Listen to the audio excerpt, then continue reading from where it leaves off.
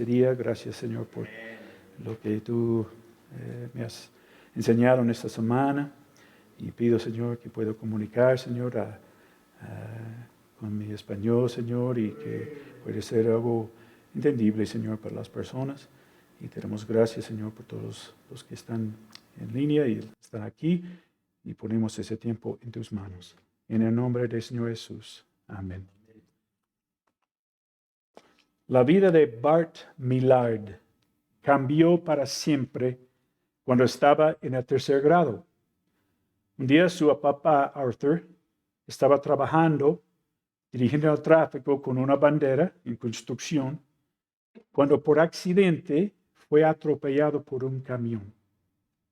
Estuvo en coma por 8 semanas y cuando despertó se convirtió en una persona muy violenta y agresiva que estallaba con la más mínima cosa.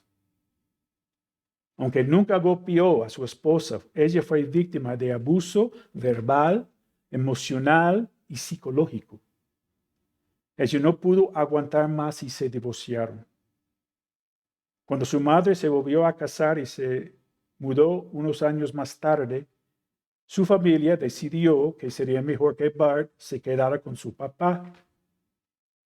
Bart empezó a ser el enfoque del enojo de su papá. En lugar de darle una nalgada, lo golpeaba y lo abusaba físicamente, no sexualmente. Bart dijo, terminé viendo con miedo la mayor parte de mi infancia. Pero cuando Bart entró en la prepa, su papá fue diagnosticado con cáncer terminal. Dios usó este diagnóstico para cambiar a su papá. Y puso su fe en Jesucristo.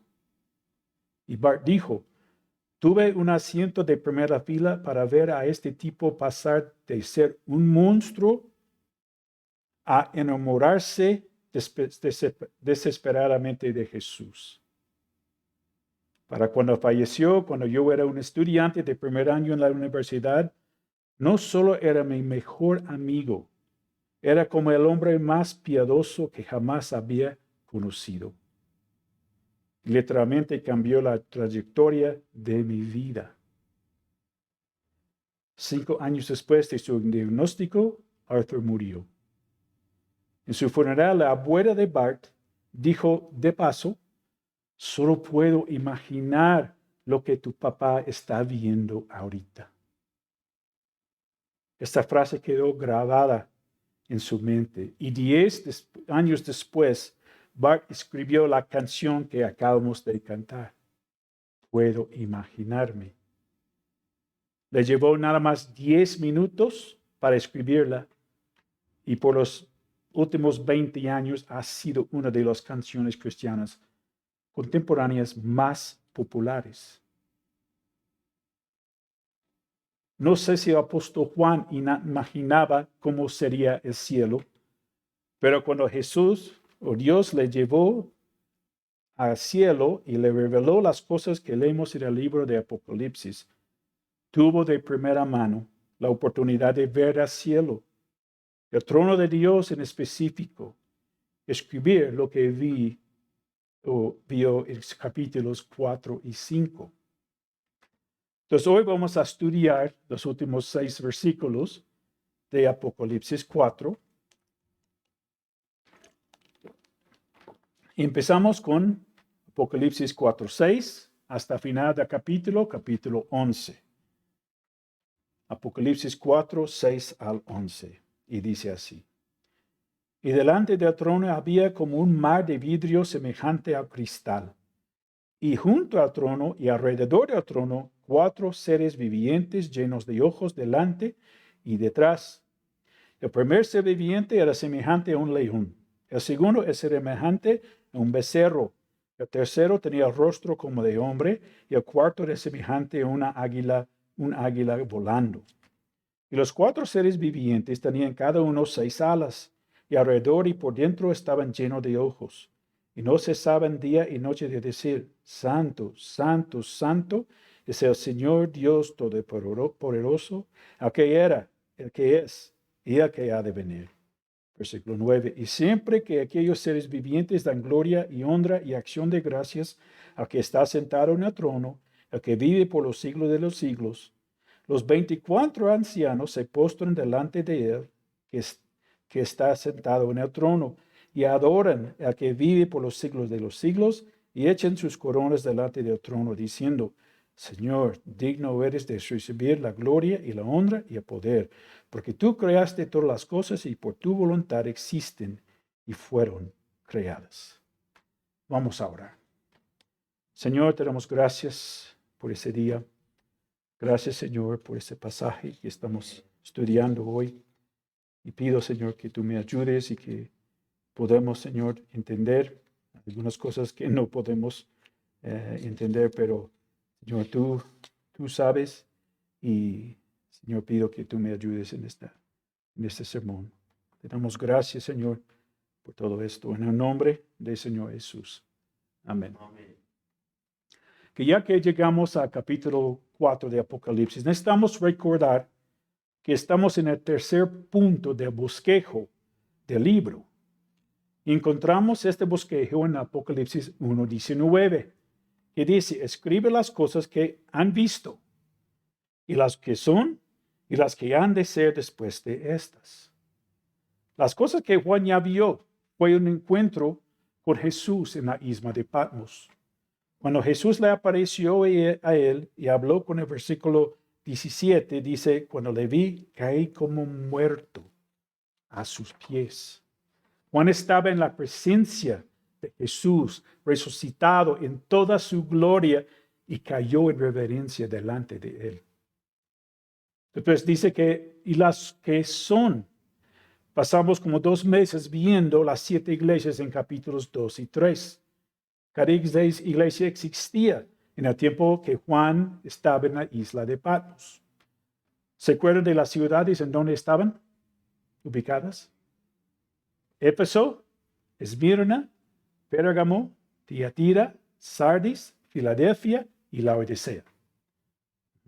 Eso fue la segunda parte del bosquejo. Y hace 3 semanas empezamos a ver la tercera parte con el capítulo 4 hasta el último de capítulo 22. Entonces, la semana pasada Gerardo nos enseñó Apocalipsis 4, 1 al 5. Vamos a repasar esto.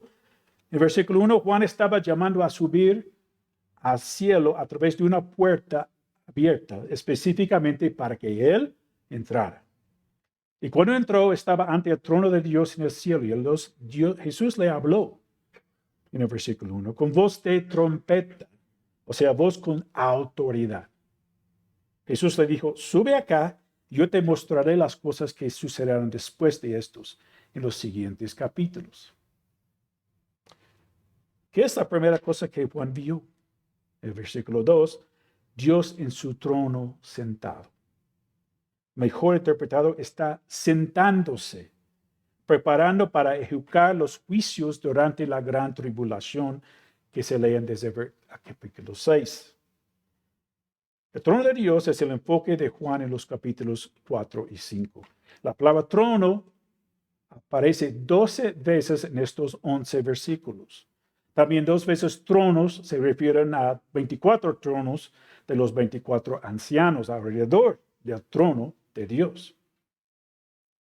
El versículo 3 explica su descripción de Dios sentado sobre el trono. Dice que es semejante a piedra de jaspe y de cornalina, que se refiere a piedras preciosas de la mejor calidad, que representa el resplandor de Dios, la majestad de Dios, la gloria de Dios.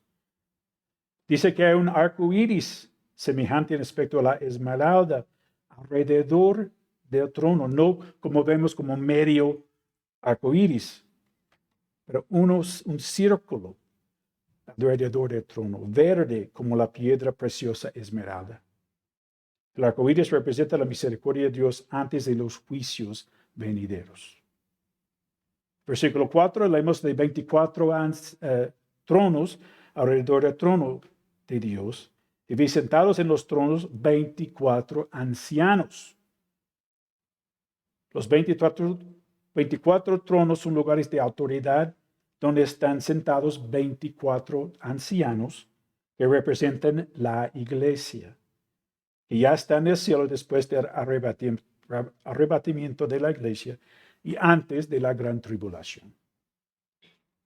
Dice que están vestidos de ropas blancas, que representan que son vencedores sobre Satanás y el pecado.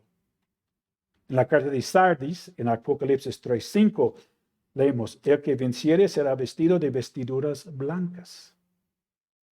También dice que tienen coronas de oro. Vamos a estudiar esto más adelante. Y Gerardo terminó en el versículo 5 hablando de relámpagos y truenos y voces que salían del trono, que representan los juicios venideros de Dios sobre la tierra. Esos juicios estudiaremos a partir del capítulo 8 al 11. También dice que ardían 7 lámparas de fuego, los cuales son los 7 espíritus de Dios. Las 7 lámparas es mejor traducido como 7 antorchas. Habla de la plenitud del espíritu. Las antorchas significa el fuego de los juicios que empiezan. En capítulo 8. Con esto llegamos a nuestro texto de hoy, Apocalipsis 4 y versículo 6. Y dice así, y delante del trono había como un mar de vidrio semejante a cristal. Así que como dice la canción, solo trataremos de imaginar lo que vio Juan. Piensa que estás ahí frente al trono de Dios y todo es tan maravilloso que no tienes palabras adecuadas para describirlo. Otra vez Juan usa las palabras como y semejante. Leí esto de Evis Carballosa. Dice, es evidente que Juan encuentra dificultad para describir el entorno del trono. Primeramente dice que delante del trono había algo así, como un mar de vidrio, cristal. ¿No? Sin duda, la figura usada en la comparación trasciende la capacidad humana para describirla. Los estudiosos tienen varias interpretaciones, pero creo como John MacArthur que Juan está tratando de explicar que es una base para el trono de Dios, como pavimento de cristal, pero libre de cualquier impureza. Entonces, hay varias interpretaciones de lo que la base representa. Por uno, dicen que se compara con la base de agua que los sacerdotes usaban para limpiar sus manos y pies antes de entrar en el tabernáculo portátil y más adelante en el templo permanente de Salomón. Tenemos aquí. Tenían que limpiar sus manos y sus pies antes de entrar, para entrar limpios. Entonces, en este caso, simboliza la purificación del pecado por la muerte de Jesús en la cruz. Es la única manera de estar en la presencia de Dios. También algunos dicen que con la pureza del vidrio o cristal simboliza la pureza, tranquilidad y majestad de Dios que rige. Pero nadie sabe exactamente el significado. Lo que sea la interpretación, el Espíritu Santo lo inspiró a describir todo lo que vio en una forma que no podemos entender. Seguiremos viendo esta situación, las próximas cosas que Juan vio. Debemos simplemente reconocer que no podemos estar frente al esplendor de Dios sin que Cristo nos haya limpiado de todo pecado. Justamente por eso murió en la cruz. Cuando Cristo venga o te llama a su presencia, podrás presentarte ante el trono de Dios con libertad, sabiendo que tus pecados son limpiados por la sangre de Jesús. Únicamente si has puesto tu fe en Jesucristo. La descripción sigue y se pone más interesante. Dice, y junto al trono y alrededor del trono, 4 seres vivientes. Casi todos los estudiosos están de acuerdo que los seres vivientes son querubines. Entonces, ¿qué es un querubín? GotQuestions.org dice, los querubines son seres angélicos involucrados en la adoración y alabanza a Dios. Los querubines se mencionan por primera vez en la Biblia en Génesis 3:24, que dice, echó pues fuera el hombre después del pecado y puso al oriente del huerto de Edén querubines y una espada encendida que se revolvía por todos lados para guardar el camino del árbol de la vida. ¿Quién fue un querubín en la Biblia? Satanás. En Ezequiel 28, 14, 15, dice, tú, querubín grande, protector, yo te puse en el santo monte de Dios, ahí estuviste. En medio de las piedras de fuego te paseabas. Perfecto eras en todos tus caminos desde el día que fuiste creado hasta que se halló en ti maldad. Entonces, Satanás era un querubín. Después dice las escenas narradas en Apocalipsis, historias, questions, 4, 6 a 9, también parece describir a querubines. Los querubines sirven de propósito de magnificar la santidad y el poder de Dios. Esa es una de sus principales responsabilidades descritas en la Biblia. Además de cantar alabanzas a Dios, ellos también servían como recordatorio visible de la majestad y gloria de Dios y su constante presencia entre su pueblo. Entonces, tenemos estos querubines junto al trono y alrededor del trono. ¿Pero qué significa esto? Otra vez, las personas dicen, algunos abajo del trono, otros, quién sabe, pero otra vez John MacArthur dice, están junto al trono y están alrededor del trono.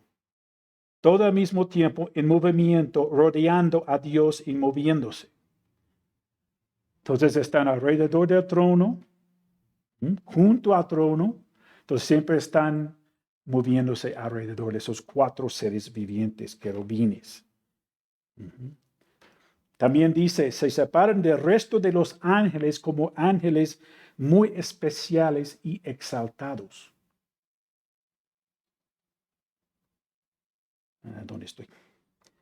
Y su tarea, su deber los hace más elevados, más responsables, más únicos, sino más justos, porque todos los ángeles son igualmente santos. Entonces, esos 4 querubines tienen una responsabilidad más elevada que los otros: atender el trono de Dios y servirle. Dios mandó a Moisés hacer el arca del pacto y ponerlo en el lugar santísimo donde estaba la presencia de Dios. Dios dijo a Moisés en Éxodo 25, 22, y de ahí, el lugar santísimo, me declararé a ti y hablaré contigo de sobre el propiciatario. Y entre los 2 querubines que están sobre el arca de testimonio, todo lo que yo te mandare para los hijos de Israel.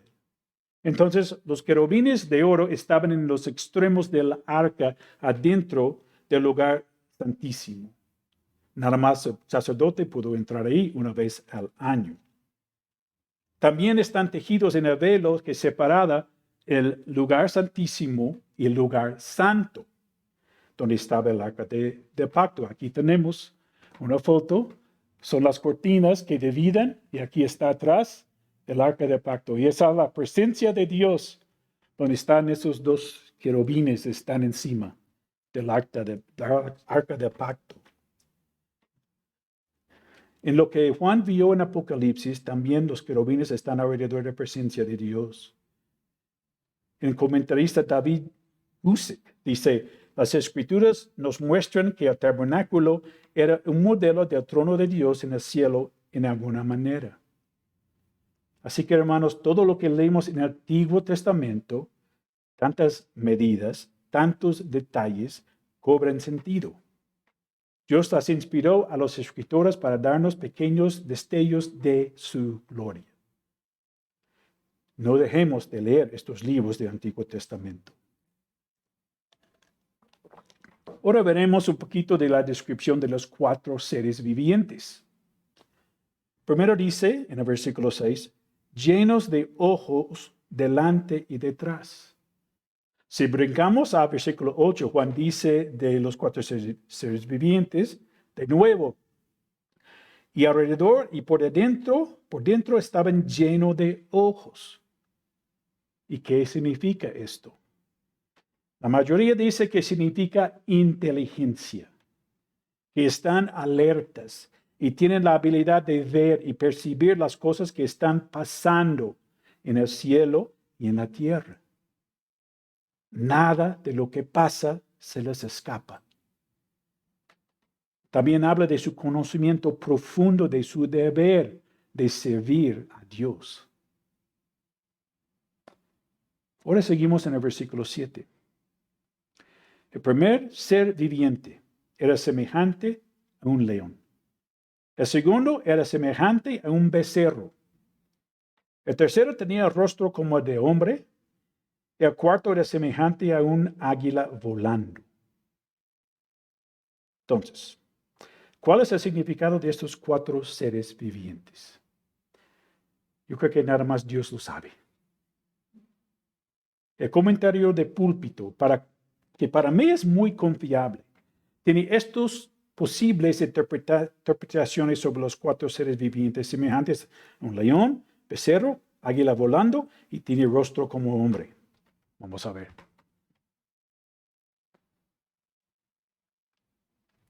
13 diferentes posibilidades. Cuando yo estaba leyendo, yo estaba, wow, nadie sabe. Hay tantas diferentes interpretaciones. Entonces, ¿cómo vamos a interpretar esta sección? Yo escribí a Gerard y dije, ¿qué haces en estos casos, no? Y dije, bueno, con Evis Caballoso, con John MacArthur, son unos de los más confiables, ¿no? Entonces, Evis Caballoso dice, obsérvase que los 4 seres vivientes poseen características propias. Dichas características permiten apreciar que cada uno de ellos es superior en su clase. Ahora John MacArthur. El león, él tenía la misma situación, pero Evis no explicó bien. Dice, el león simboliza la fuerza y el poder. El becerro, servicio prestado, de producir leche y ser una comida en sí mismo. El hombre, razón. El águila, velocidad. Esos ángeles son seres poderosos, obedientes, servidores racionales y veloces en el cumplimiento de su deber. Así lo dejamos. Porque no puedo explicar más. Voy a confundirlos como cuando estaba leyendo todo esto. Pues seguimos en el versículo 8. Y los 4 seres vivientes tenían cada uno 6 alas. Los 4 seres vivientes estaban llenos de ojos, de inteligencia, y cada uno tenía 6 alas. En Isaías 6 leemos de otro orden de ángeles, los serafines. Tienen 6 alas también. Isaías 6:2 dice, por encima de él había serafines. Cada uno tenía 6 alas. Con 2 cubrían sus rostros, con 2 cubrían sus pies y con 2 volaban.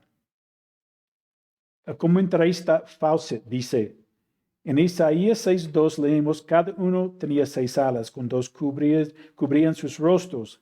Y dice, en reverencia, es decir, ni se atreven a levantar su rostro a Dios.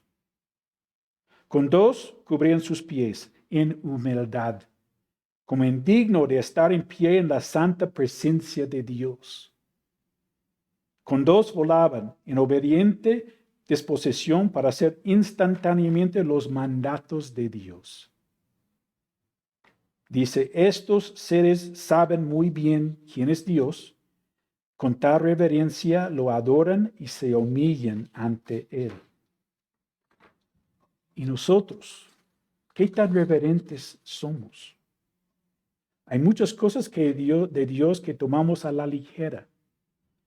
Si tan solo reconociéramos quién es nuestro Dios, tendríamos esa misma actitud reverente y no estaríamos jugando con el pecado. Otra vez, Eves Carballosa hace distinción entre los serafines y los querubines. Dice que los serafines se asocian con la santidad del pueblo de Dios y la purificación. En Isaías 6, otra vez, Isaías tuvo una visión de Dios como Juan, pero no es llevado al cielo, pero también dice, soy muerto porque soy un hombre de labios inmundos y he visto al Señor. Pero en los versículos 6 y 7 leemos, y voló hacia mí uno de los serafines, teniendo en su mano un carbón encendido, tomando del altar con unas tenazas, y tocando con él sobre mi boca, dijo, he aquí que esto tocó sus labios, y es quitado tu culpa y limpio tu pecado. Entonces, Eves ya habla de los querubines. La función general de los querubines es proteger, ya ahí en el huerto de Edén, con una espada, ¿no? Cubrir y guardar el lugar de la inmediata manifestación de la presencia de Dios. Están particularmente activos en el juicio contra cualquier cosa que sea contraria a dicha presencia. Los querubines son los encargados de ordenar el comienzo del juicio. Cuando empezamos a ver esto, fue los querubines que empiezan con todo el juicio sobre la tierra. Entonces, los serafines tienen que ver con la santidad del pueblo de Dios, los querubines con proteger o cubrir esa santidad de Dios y comenzar el juicio.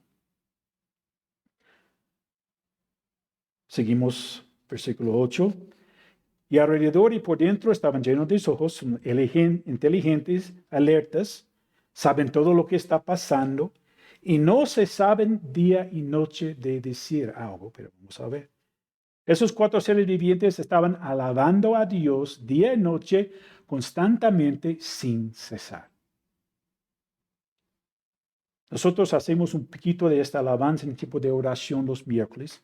Antes de hacer peticiones, iniciamos así, adorando a Dios por quien es. Es creador, es sustentador, salvador, etc. Y lo puedes seguir haciendo cada día, orando sin cesar, reconociendo cada atributo de Dios, simplemente porque Él es digno. Entonces vamos a ver lo que estaban diciendo estos 4 seres vivientes acerca de Dios en su trono. Mientras las describimos, piensen en que esas palabras son excelentes para orar cuando estamos adorando a Dios. Seguimos el versículo 8. Santo, santo, santo es el Señor Dios Todopoderoso. 3 veces santo es nuestro Dios. John MacArthur dice que la santidad es el único atributo de Dios que se repite 3 veces. ¿Notado? No tenemos algo que dice en la Biblia, Dios es amor, amor, amor. Cantamos esto. O Dios es misericordioso, misericordioso, misericordioso. Dios es santo, que significa apartado, separado. ¿Separado de qué? Del pecado. Dios está completa y totalmente separado de todo tipo de mal que lo distingue de su creación y sus ángeles. También algunos dicen que las 3 veces santo se refiere a que el Padre, el Hijo y el Espíritu Santo son apartados de todo tipo de mal también. Por su naturaleza, es imposible que Dios sea tentado por cualquier tipo de mal. No es lo mismo como los ángeles. Vimos que Satanás era un querubín y pecó y fue arrojado del cielo, junto con una tercera parte de los ángeles en el cielo, según Apocalipsis 12:4. Entonces dice, Señor Dios Todopoderoso. ¿Qué significa Señor? La idea de un dueño o amo. Dios es nuestro amo y debemos vivir en sumisión a Él. Dios tomó la iniciativa de mandar a su Hijo Jesucristo a morir por nosotros. Dios nos amó primero, según 1 de Juan 4:19. Dice, nosotros le amamos a Él porque Él nos amó primero. Es justo que somos sumisos a Él y que hagamos las cosas que le agraden a Él. También dice, es todopoderoso. No solo es Dios poderoso, sino es todopoderoso. No hay nadie de nadie, nada que se compara con su poder. Dios puede ser lo que Él quiere, ¿verdad? Salmo 135:6 dice, todo lo que Jehová quiere, lo hace. ¿Dónde? En los cielos y en la tierra, en los mares, en todos los abismos. Creo que es un buen resumen de que puede hacer lo que quiere, ¿verdad? Y nunca se acaba su poder. Nunca se cansa Dios. Y sigue el versículo, el que era y el que es. Esas dos frases se refieren a su eternidad. Dios, Jesús y el Espíritu Santo siempre existían y siempre existirán. Pablo escribió en 1 de Timoteo 1:17, por tanto, el Rey de los siglos. En la Nueva Traducción Viviente, Nueva Biblia de las Américas, dice Rey eterno, inmortal, invisible, el único y sabio Dios, sea honor y gloria por los siglos de los siglos. Amén. Pensar que Dios es eterno es una gran bendición para los que han puesto su fe en Él, pero algo aterrador por los que no han puesto su fe en Jesús. Porque después de la muerte van a empezar la eternidad en el infierno y sufrir por los siglos de los siglos, por la eternidad. En Mateo 25 habla del juicio de las ovejas y los cabritos. Versículo 46 dice que los cabritos que nunca creyeron en Jesús, dice, y irán estos al castigo eterno. Y de las ovejas, los que creen en Jesús como su Salvador personal, y los justos a la vida eterna. Si no has puesto tu fe en Jesús, puedes hacerlo hoy, reconociendo que eres pecador o pecadora, que no puedes hacer nada en tus propias fuerzas para ganar tu entrada al cielo. Y poner tu fe en Jesucristo, quien murió en una cruz hace 2000 años por tus pecados.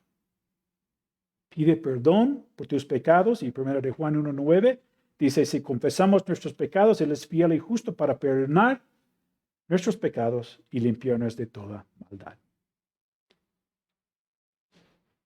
Por fin ya terminamos ese versículo 8. Dice, el que ha de venir. Y se refiere a cuando Jesús regresa a la tierra después de la gran tribulación para vencer a Satanás y establecer su reino aquí en la tierra, que vamos a reinar con él por 1000 años. Entonces él ha de venir. Entonces, vamos a seguir con el versículo 9. Empieza, y siempre. Es mejor traducido cada vez. Entonces, cada vez que aquellos seres vivientes hacen 3 cosas aquí. El primero es dan gloria. Cuando damos gloria a Dios, estamos reconociéndolo por quien es. Su grandeza, su majestad, su soberanía, su misericordia, etc.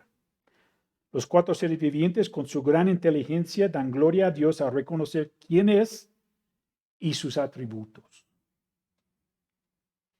Le dan gloria, y 2, y le dan honra.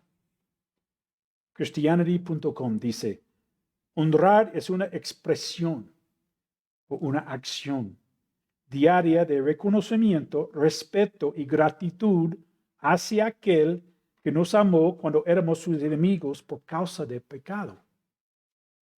La Biblia dice en Proverbios 3:9, honra a Jehová con tus bienes y con las primicias de todos tus frutos. Porque Dios es el dueño de todo y nos da todo lo que tenemos, debemos mostrar nuestra gratitud al administrar bien el dinero que nos da. Los 4 seres vivientes dan respeto y gratitud a Dios porque Él has escogido para estar siempre alrededor del trono con un rango mayor que los otros ángeles. También los 4 seres vivientes dan gloria y honra y acción de gracias. Ellos lo hacen todo el tiempo. ¿Y nosotros? 1 Tesalonicenses 5:8 dice, dad gracias en todo, porque esta es la voluntad de Dios para con vosotros en Cristo Jesús. Se desea de Dios que le demos gracias en todo. ¿Y qué significa todo? Todo. Por lo bueno, por lo malo, debemos dar gracias a Dios. Y tenemos que ser honestos. No es tan fácil, ¿verdad? Suena fácil, pero muy difícil de lograr. Tenemos que reconocer que cualquier cosa que nos pasa tiene que pasar por la mano de Dios. Job 1:12 dice, dijo Jehová a Satanás, he aquí, todo lo que tiene está en tu mano, solamente no pongas tu mano sobre él. Dios permitió todas las catástrofes que pasaron a Job. Y Job nunca sabía por qué. Dios nunca le dijo. También en nuestras vidas es posible que nunca sabremos por qué estamos sufriendo. Pero la voluntad de Dios es que damos gracias en medio de nuestro sufrimiento. Siempre pensamos en que debemos dar gracias en los tiempos difíciles, pero también en los tiempos buenos. Cuando las cosas van bien en nuestras vidas, tenemos la tendencia de olvidar de las bondades y las bendiciones de Dios, ¿verdad? Lo tomamos por sentado. Entonces debemos recordar que dar las gracias a Dios en los buenos tiempos y los malos tiempos. Te distingas por honrar, alabar a Dios y darle gracias cada vez que tienes oportunidad. Te distingues por quejarte, criticar a otros, refunfuñar cada vez que tienes oportunidad. Leemos versículo 9 de nuevo. Y siempre, es decir, cada vez que aquellos seres vivientes dan gloria y honra y acción de gracias, aunque está sentado en el trono. ¿Quién está sentado en el trono? Señor Dios Todopoderoso, al que vive por los siglos de los siglos, el Rey eterno, algo pasa al mismo tiempo. Leemos el versículo 10. Los 24 ancianos que dijimos que representan a la iglesia después del arrebatamiento se postran. Los 24 ancianos salen de sus tronos y se postran delante de Dios cuando los 4 seres vivientes están dando gloria a Dios. Cuando dice se postran, muestra su sumisión total a Dios. Cuando nos postramos a orar, estamos reconociendo que Dios es todopoderoso y con nosotros somos débiles. Dios dijo a Moisés en Deuteronomio 9 que iba a destruir a su pueblo por su rebelión, empezar con una nación nueva y hacer a Moisés su líder. Pero en el versículo 25, Moisés habla al pueblo y dice, me postré pues delante de Jehová 40 días y 40 noches. Estuve postrado, porque Jehová dijo que os había de destruir. ¿Qué puede hacer Moisés si Dios dijo que iba a destruir su pueblo? Orar, postrado, 40 días y 40 noches, en sumisión y reverencia a Dios, rogando que no destruyera a su pueblo. Y no lo hizo. ¿Y cuánto tiempo nos postramos delante de Dios? Creo que solo lo hacemos cuando estamos muy afligidos o no podemos más. Nos rendimos totalmente a Dios. ¿Por qué no hacerlo constantemente? Postrarse físicamente es bueno, pero mejor es postrar y someter nuestra vida ante Él. Quiere nuestro corazón y no las acciones. También los 24 ancianos adoran al Rey Eterno, o sea, muestran una reverencia a Él y echen sus coronas delante de que de nuevo muestra su sumisión delante de Dios. Las coronas pueden tener dos significados. En Apocalipsis 5:10, los 4 seres vivientes y los 24 ancianos cantan un cántico que dice: y nos has hecho para nuestro Dios reyes y sacerdotes, y reinaremos sobre la tierra. Puede significar como reyes y sacerdotes tienen coronas. También puede significar las coronas que recibiremos quienes somos hijos de Dios por nuestra fidelidad a Dios aquí en la tierra. He visto comentarios de como hasta 7 coronas, pero rápido, nada más vamos a ver 3. Santiago 1:12 y Apocalipsis 2:10 mencionan la corona de la vida para los que aguantan pruebas y dificultades confiando en Dios hasta la muerte. Algunos dicen que es de mártires, corona de la vida. Segundo de Timoteo 4:8 dice la corona de justicia para los que están esperando la venida del Señor. ¿Están esperando la venida del Señor? Vamos a recibir una corona, la corona de justicia. Y para los pastores y líderes, 1 de Pedro 5:4 dice corona incorruptible de gloria. Entonces, si son coronas de ser reyes y sacerdotes o coronas que recibimos cuando entremos en el cielo, vamos a echarlos delante del trono de Dios en sumisión a Él. Es interesante que las palabras dan, se postran, adoran y echan son verbos en el futuro. Juan está viendo algo que no ha acontecido todavía.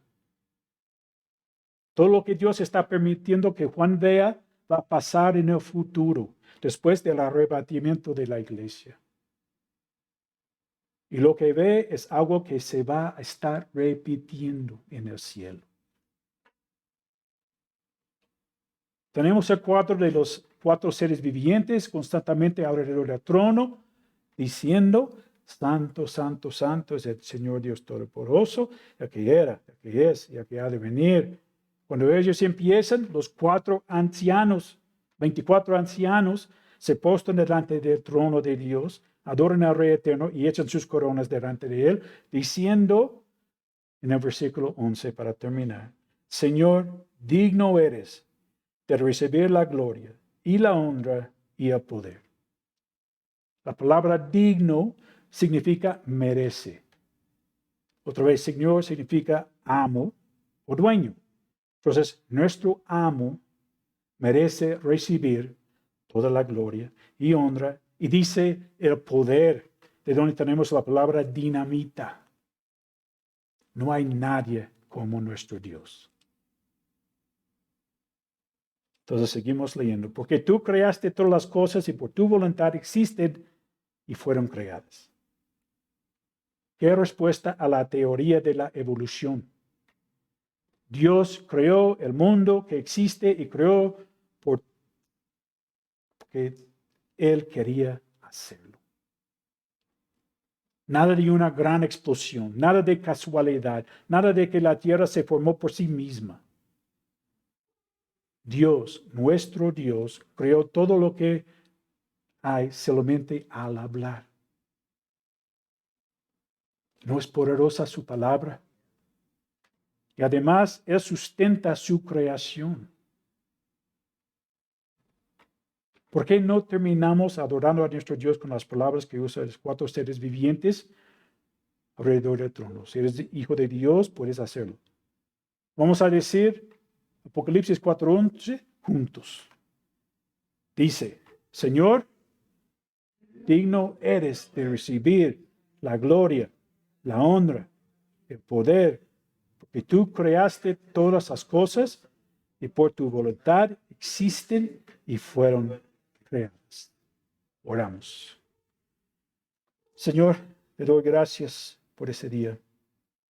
Gracias, Señor, por tu palabra. A veces es difícil de entender, Señor, y no todos están de acuerdo en la interpretación. Pero, Señor, tú nos dirijas, Señor, nos ayudes a tener la mejor posible interpretación de muchas cosas que vamos a ver en Apocalipsis. Doy gracias, Señor, por ese tiempo. Pido, Señor, si hay una persona aquí que no te conoce como su Salvador personal, que está viendo por internet, que pueden poner su fe en ti, pidiendo perdón por sus pecados, poniendo su fe en ti. Tenemos gracias, Señor, por ese tiempo. En el nombre del Señor Jesús. Amén. Muchas gracias y vamos a seguir